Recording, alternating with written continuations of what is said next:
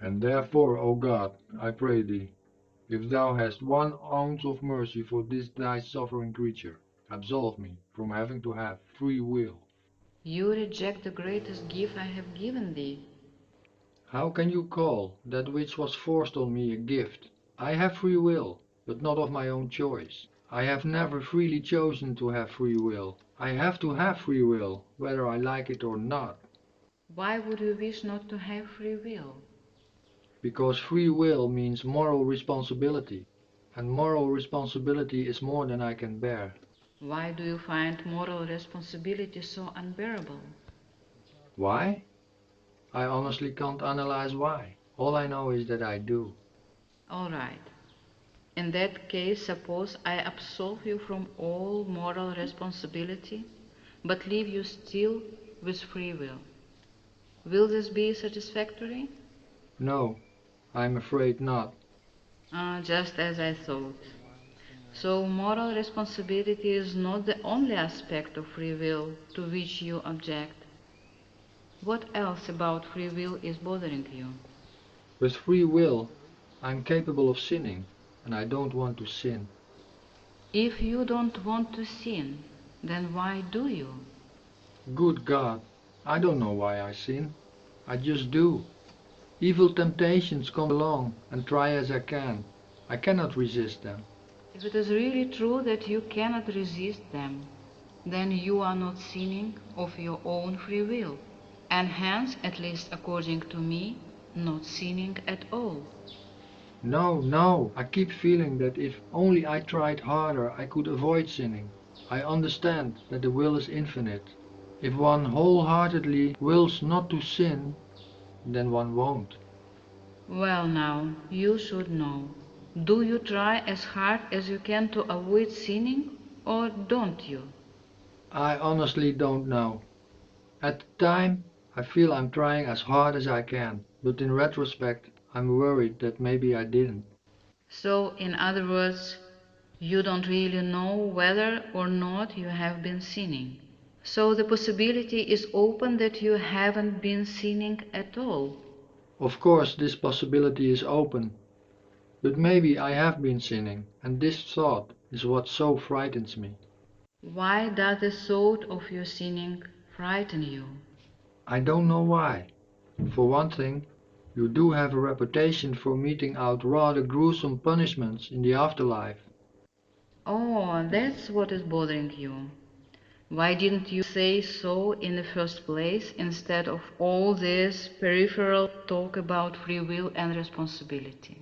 Why didn't you simply request me not to punish you for all of your sins? I think I'm realistic enough to know that you would hardly grant such a request.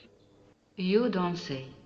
You have a realistic knowledge of what request I will grant, eh?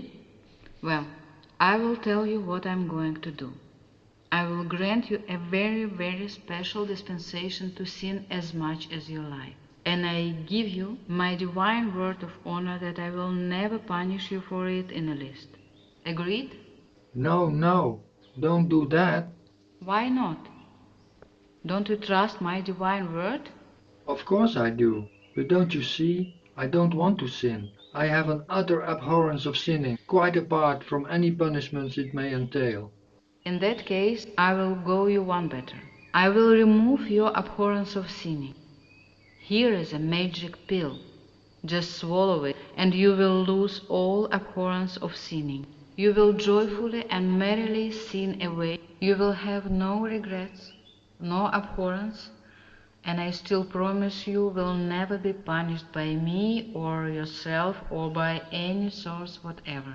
You will be blissful for all eternity. So here is a pill. No, no. Are you not being irrational? I am even removing your abhorrence of sin, which is your last obstacle. I still won't take it. Why not? I believe that the pill will indeed remove my future abhorrence for sin, but my present abhorrence is enough to prevent me from being willing to take it. I command you to take it. I refuse. What? You refuse of your own free will? Yes, So it seems that your free will comes in pretty handy, doesn't it? I don't understand. Are you not glad now that you have the free will to refuse such a ghastly offer? How would you like it if I forced you to take this pill, whether you wanted it or not? No, no, please don't. Of course I won't. I'm just trying to illustrate the point.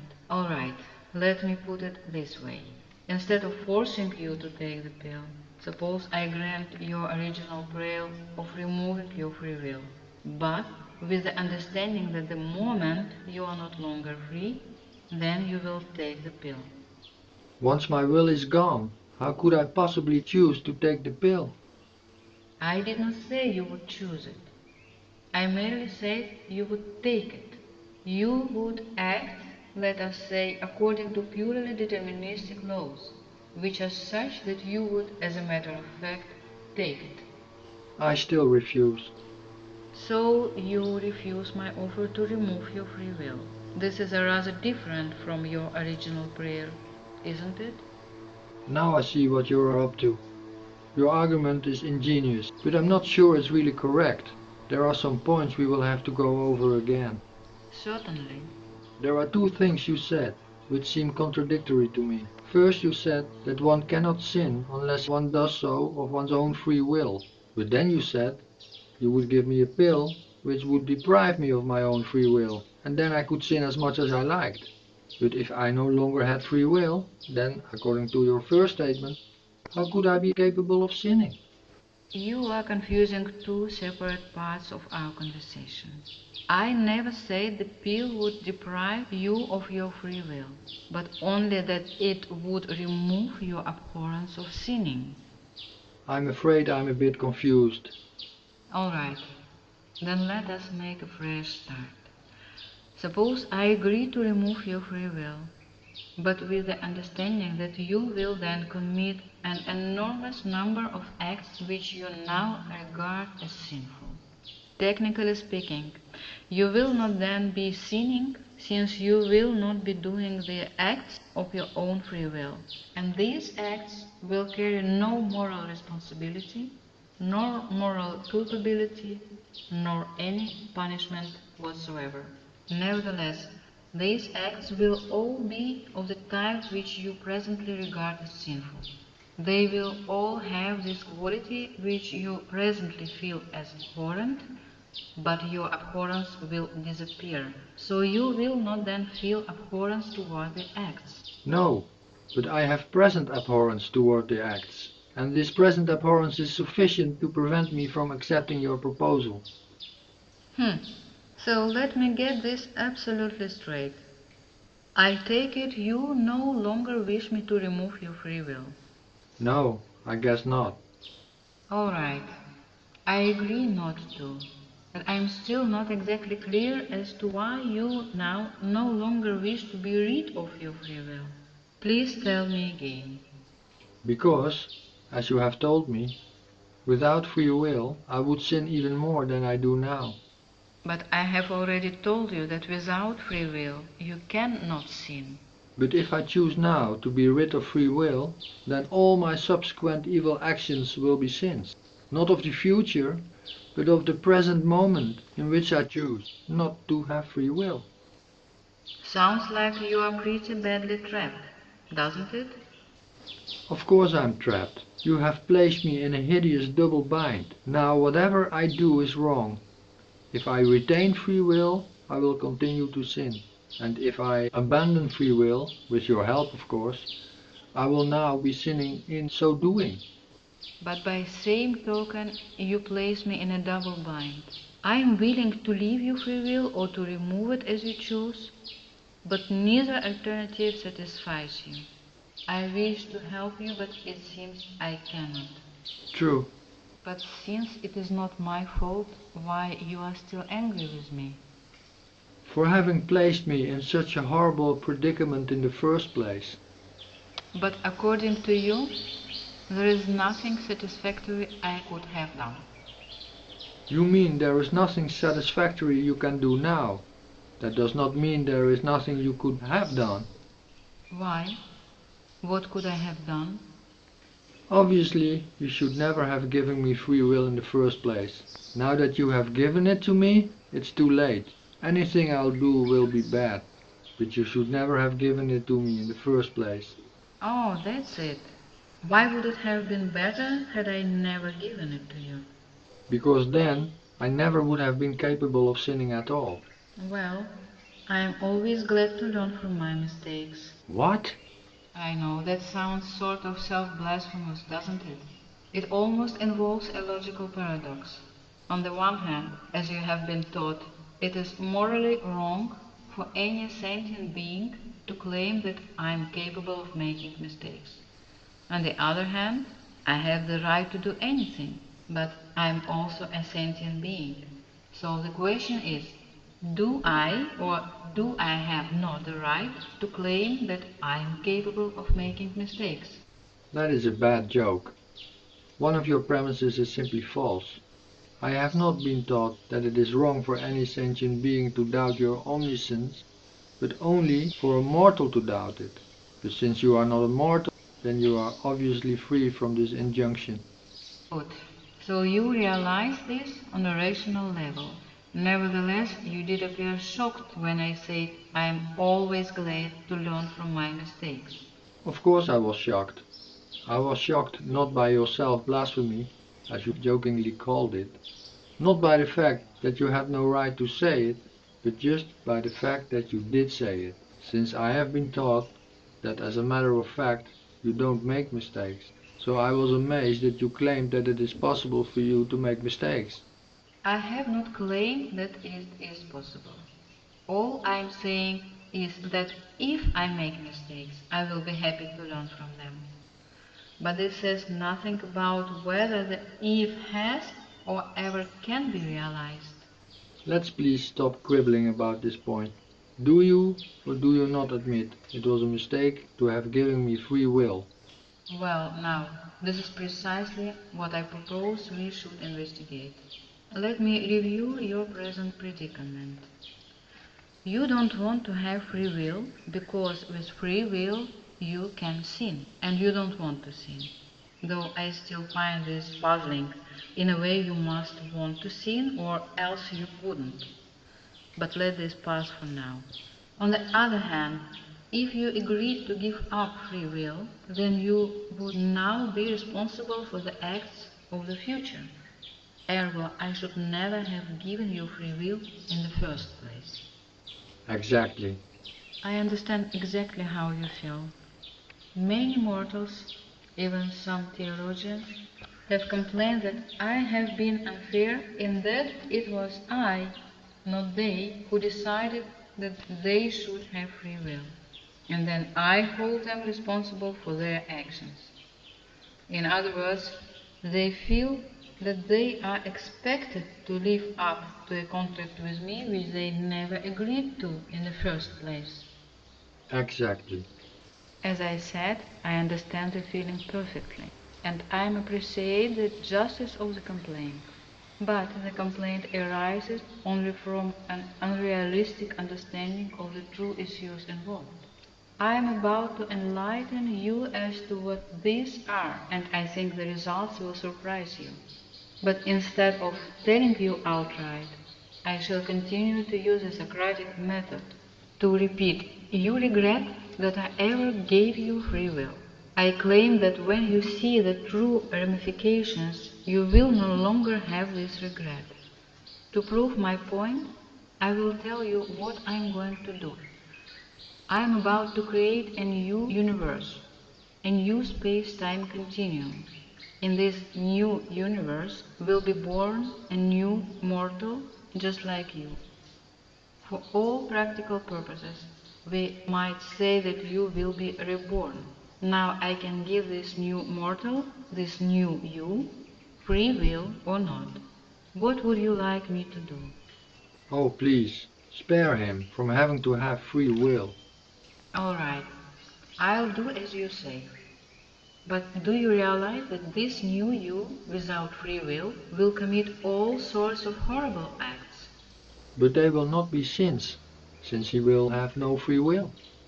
Whether you call them sins or not, The fact remains that they will be horrible acts, in the sense that they will cause great pain to many sentient beings. Good God, you have trapped me again. Always the same game.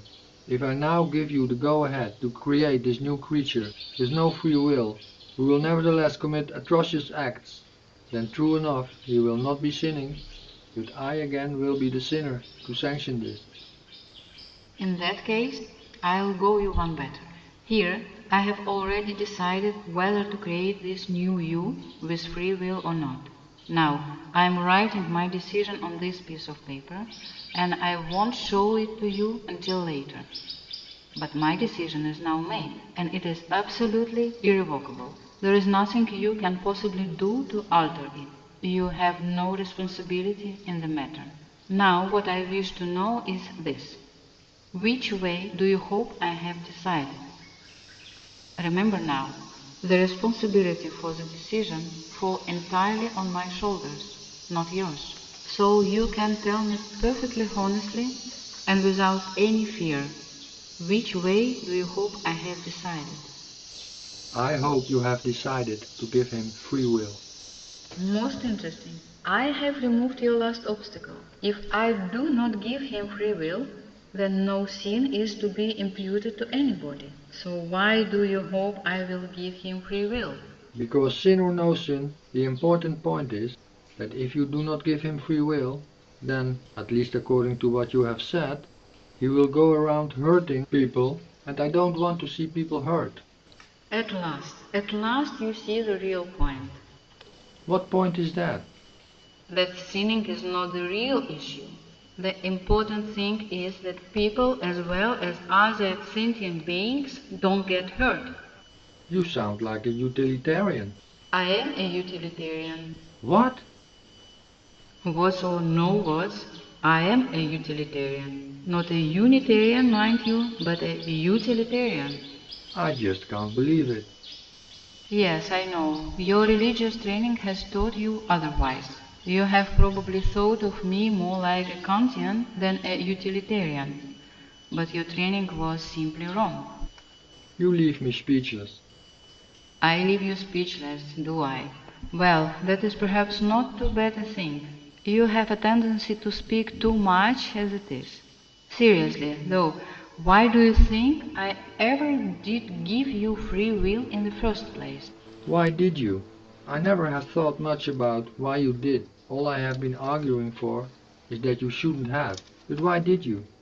I guess all I can think of is the standard religious explanation. Without free will, one is not capable of meriting either salvation or damnation. So without free will, we could not earn the right to eternal life. Most interesting. I have eternal life. Do you think I have ever done anything to merit it? Of course not. With you it is different. You are already so good and perfect, at least allegedly, that it is not necessary for you to merit eternal life. Really now? That puts me in a rather enviable position, doesn't it? I don't think I understand you. Here I am, eternally blissful, without ever having to suffer, or make sacrifices, or struggle against evil temptations or anything like that. Without any of that type of merit, I enjoy blissful, eternal existence. By contrast, you, poor mortals, have to sweat and suffer, and have all sorts of horrible conflicts about morality. And all for what? You don't even know whether I really exist or not, or if there really is any afterlife, or if there is where you come into the picture. No matter how much you try to placate me by being good, you never have any real assurance that your best is good enough for me, and hence you have no real security in obtaining salvation. Just think of it. I already have the equivalent of salvation, and have never had to go through this infinitely lugubrious process of earning it. Don't you ever envy me for this? But it is blasphemous to envy you. Oh, come off it. You are not now talking to your Sunday school teacher. You are talking to me. Blasphemous or not, the important question is not whether you have the right to be envious of me, but where you are. Are you? Of course I am. Good. Under your present worldview, you sure should be most envious of me. But I think with a more realistic worldview, you no longer will be. So you really have swallowed the idea which has been taught you that your life on earth is like an examination period. And the purpose of providing you with free will is to test you, to see if you merit blissful eternal life. But what puzzles me is this. If you really believe I am as good and benevolent as I am cracked up to be, why should I require people to merit things like happiness and eternal life? Why should I not grant such things to everyone, regardless of whether or not he deserves them? But I have been taught that your sense of morality, your sense of justice, demands that goodness be rewarded with happiness and evil be punished with pain. Then you have been taught wrong. But the religious literature is so full of this idea. Take for example Jonathan Edwards' Sinners in the Hands of an Angry God, how he describes you as holding your enemies like loathsome scorpions over the flaming pit of hell, preventing them from falling into the fate that they deserve only by dint of your mercy.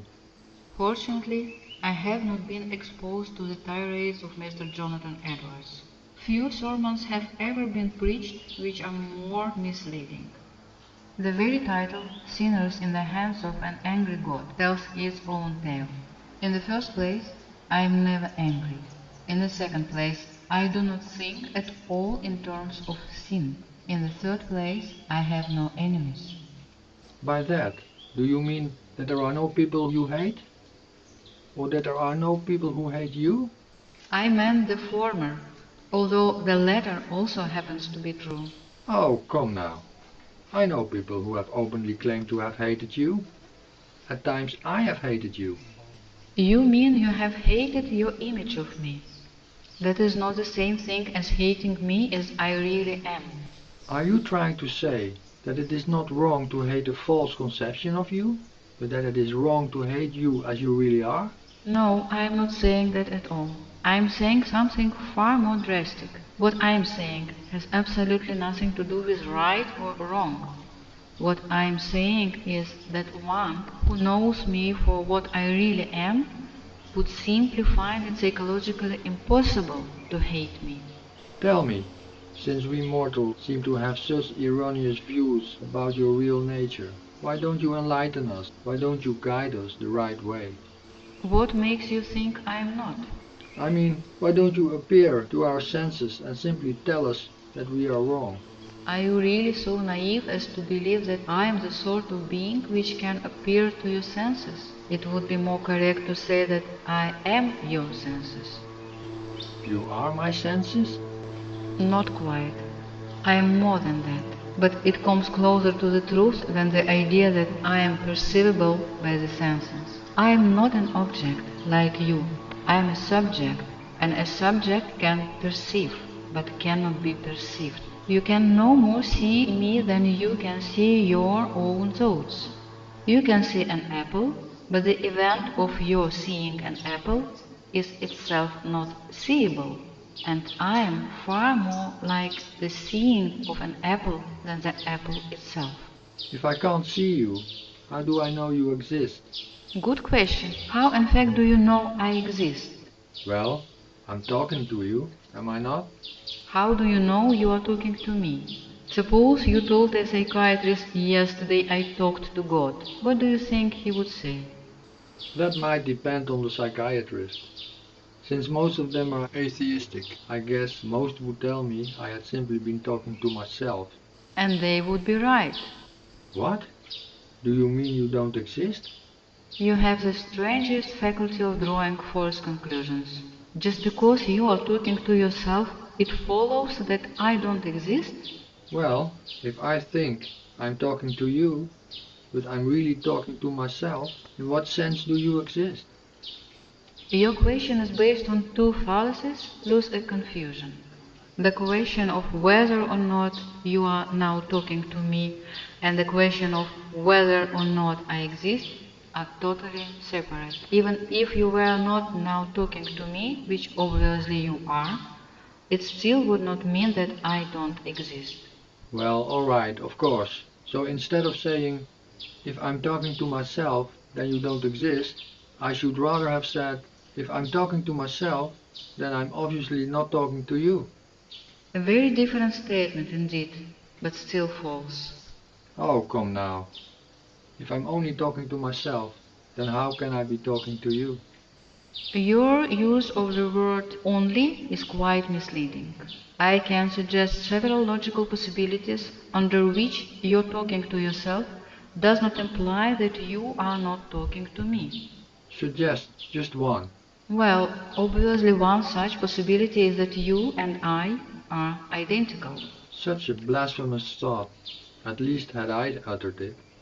According to some religions, yes. According to others, it is a plain, simple, immediately perceived truth. So the only way out of my dilemma is to believe that you and I are identical? Not at all. This is only one way out. There are several others. For example, it may be that you are part of me, in which case you may be talking to that part of me which is you. Or I may be part of you, in which case you may be talking to the part of you which is me. Or again, you and I might partially overlap, in which case you may be talking to the intersection and hence talking both to you and to me. The only way your talking to yourself might seem to imply that you are not talking to me is if you and I were totally disjoint, and even then you could conceivably be talking to both of us. So you claim you do exist? Not at all. Again, you draw false conclusions. The question of my existence has not even come up. All I have said is that from the fact that you are talking to yourself, one cannot possibly infer my non-existence, let alone the weaker fact that you are not talking to me. Alright, I'll grant you your point, but what I really want to know is, do you exist? What a strange question. Why? Men have been asking it for countless millennia. I know that. The question itself is not strange. What I mean is that it is a most strange question to ask of me. Why? Because I am the very one whose existence you doubt. I perfectly well understand your anxiety. You are worried that your present experience with me is a mere hallucination. But how can you possibly expect to obtain reliable information from a being about his very existence when you suspect the non-existence of the very same being? So you won't tell me whether or not you exist? I am not being willful. I merely wish to point out that no answer I could give could possibly satisfy you. All right, suppose I say no, I don't exist. What would that prove? Absolutely nothing. Or if I say yes, I exist. Would that convince you? Of course not. Well, if you can't tell me whether or not you exist, then who possibly can? That is something which no one can tell you. It is something which only you can find out for yourself. How do I go about finding this out for myself? That also no one can tell you. This is another thing you will have to find out for yourself. So there is no way you can help me? I didn't say that. I said there is no way I can tell you. But it doesn't mean there is no way I can help you. In what manner, then, can you help me? I suggest you leave that to me. We have gotten sidetracked as it is. And I would like to return to the question of what you believed my purpose to be in giving you free will. Your first idea of my giving you free will, in order to test whether human salvation or not, may appeal to many moralists, but the idea is quite hideous to me. You cannot think of any nicer reason, any more human reason, why I gave you free will. Well now, I once asked this question to an Orthodox rabbi. He told me that the way we are constituted, it is simply not possible for us to enjoy salvation unless we feel we have earned it, and to earn it, we of course need free will. That explanation is indeed much nicer than your former, but still is far from correct. According to Orthodox Judaism, I created angels, and they have no free will. They are in actual sight of me and are so completely attracted by goodness that they never have even the slightest temptations toward evil. They really have no choice in the matter, yet they are eternally happy even though they have never earned it. So if your rabbi's explanation were correct, why wouldn't I have simply created only angels rather than mortals? Beats me. Why didn't you? Because the explanation is simply not correct. In the first place, I have never created any ready-made angels.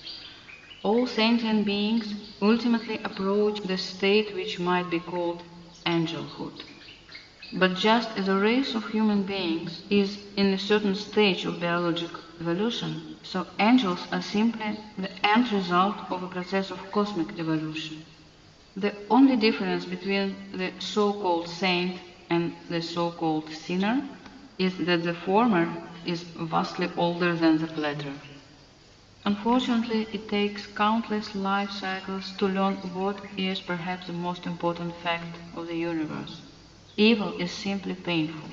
All the arguments of the moralists, all the alleged reasons why people should not commit evil acts simply pale into insignificance in light of the one basic truth that evil is suffering. No, my dear friend, I am not a moralist. I am only a utilitarian.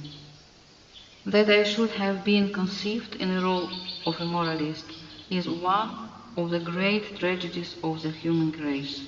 My role in the scheme of things, if one can use this misleading expression, is neither to punish nor reward, but to aid the process by which all sentient beings achieve ultimate perfection. Why did you say your expression is misleading? What I said was misleading in two respects. First of all, it is inaccurate to speak of my role in the scheme of things. I am the scheme of things. Secondly, it is equally misleading to speak of my aiding the process of sentient beings attaining enlightenment. I am the process. The ancient Taoists were quite close when they said of me, whom they called Tao, that I do not do things, yet through me all things get done. In more modern terms, I am not the cause of cosmic process, I am cosmic process itself.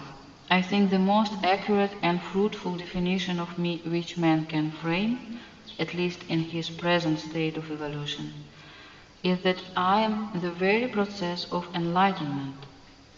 Those who wish to think of the devil, although I wish they would not, might analogously define him as the unfortunate length of time the process takes.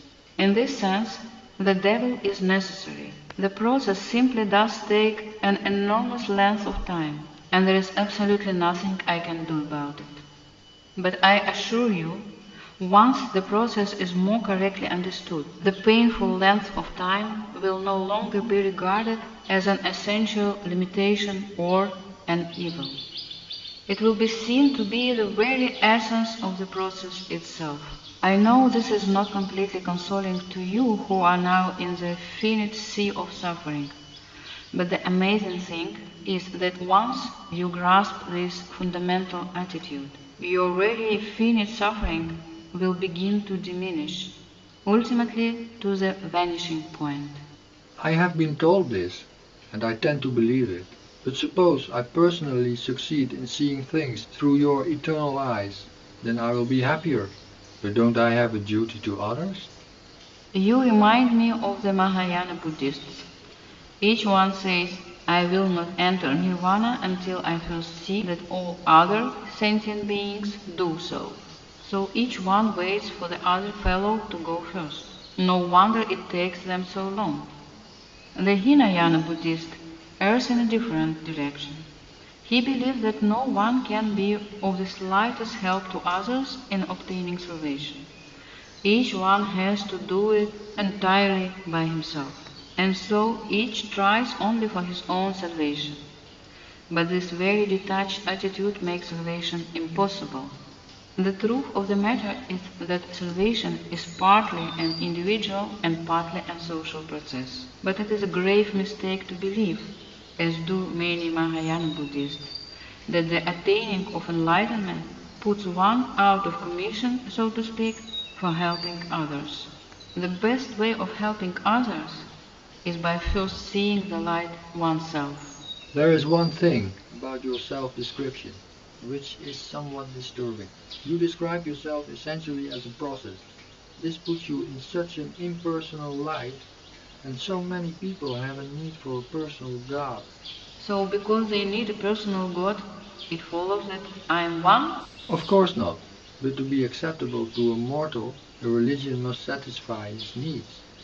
I realize that, but the so-called personality of a being is really more in the eyes of the beholder than in the being itself. The controversies which had raged about whether I am a personal or an impersonal being are rather silly, because neither side is right or wrong. From one point of view, I am personal. From another, I am not. It is the same with a human being. A creature from another planet may look at him purely impersonally, as a mere collection of atomic particles behaving according to strictly prescribed physical laws. He may have no more feeling for a personality of a human than the average human has for an ant. Yet an ant has just as much individual personality as a human, to beings like myself who really know the ant. To look at something impersonally is no more correct or incorrect than to look at it personally. But in general, the better you get to know something, the more personal it becomes. To illustrate my point, do you think of me as a personal or impersonal being? Well, I'm talking to you, am I not? Exactly. From this point of view, your attitude towards me might be described as a personal one. And yet, from another point of view, no less valid, I can also be looked at impersonally. But if you really are such an abstract thing as a process, I don't see what sense it can make, me talking to a mere process. I love the way you say mere. You might just as well say that you are living in a mere universe. Also, why must everything one does make sense? Does it make sense to talk to a tree? Of course not. And yet many children and primitives do just that. But I am neither a child nor a primitive. I realize that, unfortunately, Why unfortunately? because many children and primitives have a primal intuition which the likes of you have lost. Frankly, I think it would do you a lot of good to talk to a tree once in a while, even more good than talking to me. But we seem always to be getting sidetracked. For the last time, I would like us to try to come to an understanding about why I gave you free will. I have been thinking about this all the while. You mean you haven't been paying attention to our conversation? Of course I have. But all the while, on another level, I have been thinking about it. And have you come to any conclusion? Well, you say the reason is not to test our worthiness, and you disclaim the reason that we need to feel that we must merit things in order to enjoy them, and you claim to be a utilitarian. Most significant of all, you appeared so delighted when I came to the sudden realization that it is not sinning in itself what is bad, but only the suffering which it causes. Well, of course. What else could conceivably be bad about sinning? All right, you know that, and now I know that. But all my life I unfortunately have been under the influence of those moralists who hold sinning to be bad in itself. Anyway, Putting all these pieces together, it occurs to me that the only reason you gave free will is because of your belief that with free will people will tend to hurt each other and themselves less than without free will.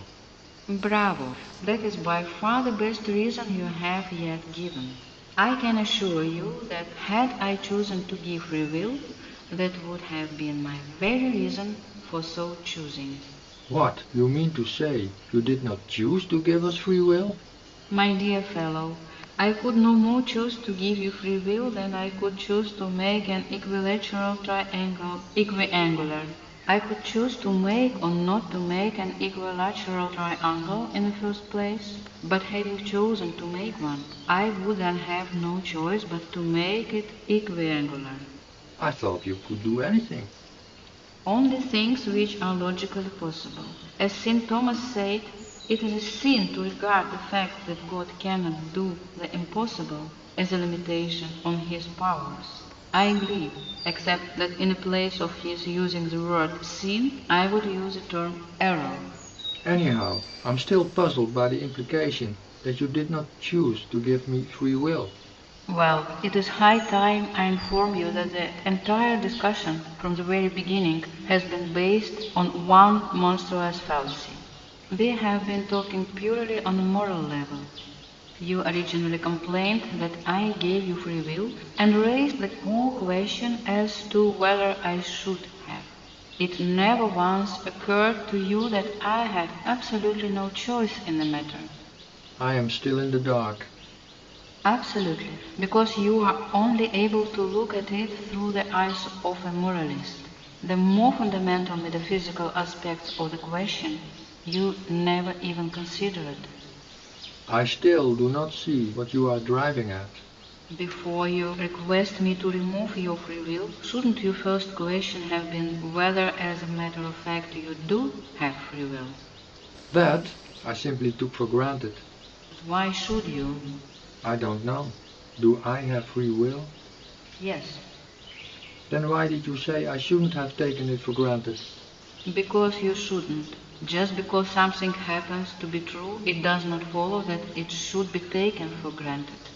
Anyway, it is reassuring to know that my natural intuition about having free will is correct. Sometimes I have been worried that determinists are correct. They are correct. Wait a minute now. Do I have free will or don't I? I already told you you do, but that does not mean that determinism is incorrect. Well, are my acts determined by the laws of nature or aren't they?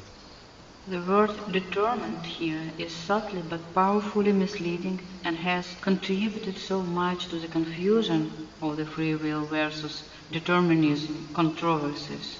Your acts are certainly in accordance with the laws of nature.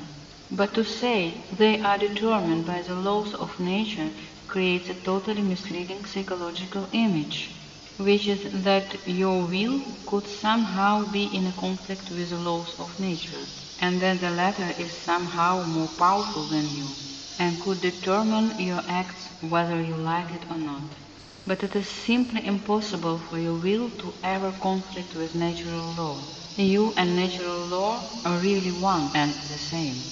What do you mean that I cannot conflict with nature?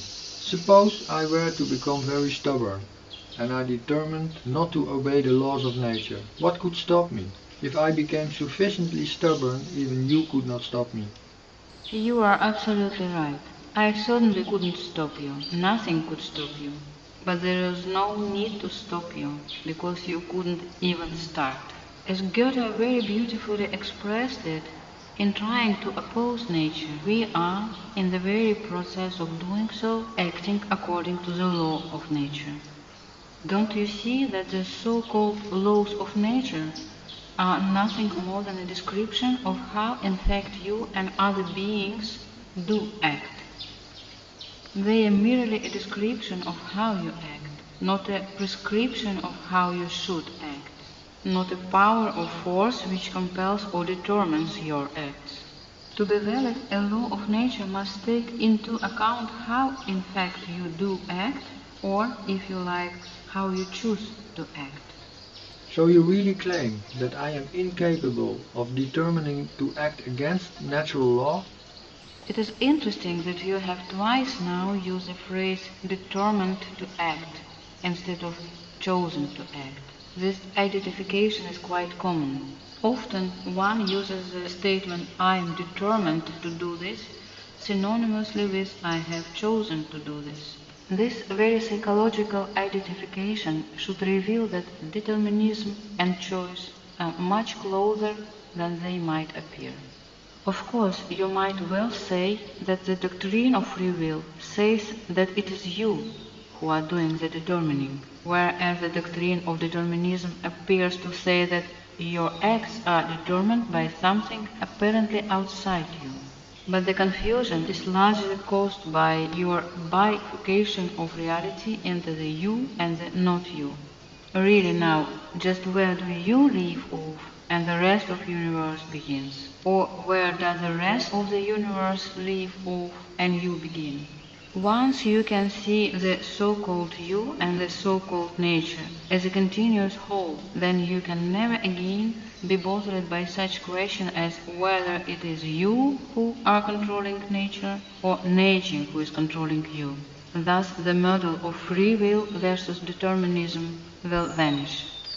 If I may use a crude analogy, imagine two bodies moving towards each other by virtue of gravitational attraction. Each body, if sentient, might wonder whether it is he or the other fellow who is exerting the force. In a way it is both, in a way it is neither. It is best to say that it is the configuration of the two which is crucial.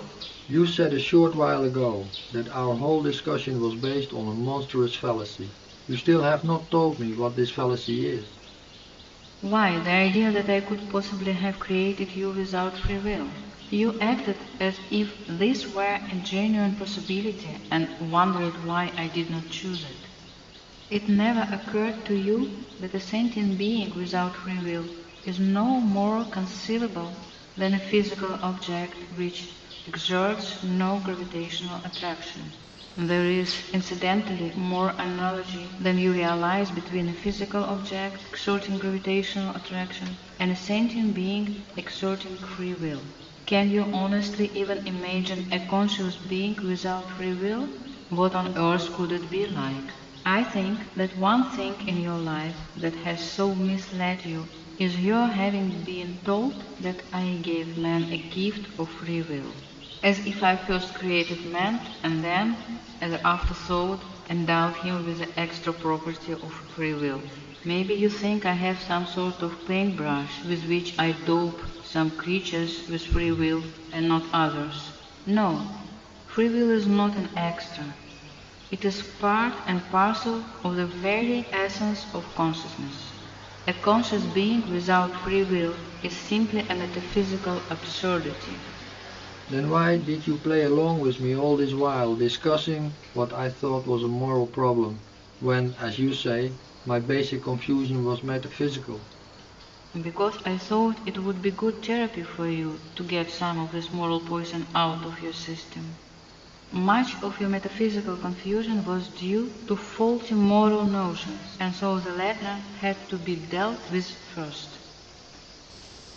And now we must part, at least until you need me again. I think our present union will do much to sustain you for a long while. But do remember what I told you about trees. Of course, you don't have to literally talk to them if doing so makes you feel silly.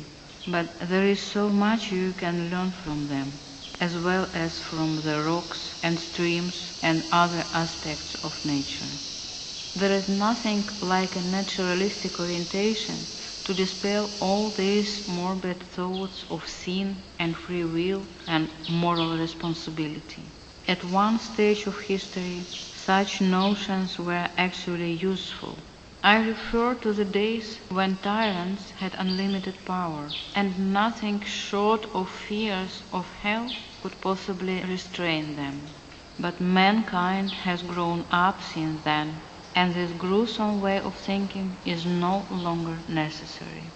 It might be helpful to you to recall what I once said through the writings of the great Zen poet Saint San. Be not concerned with right and wrong. The conflict between right and wrong is the sickness of the mind.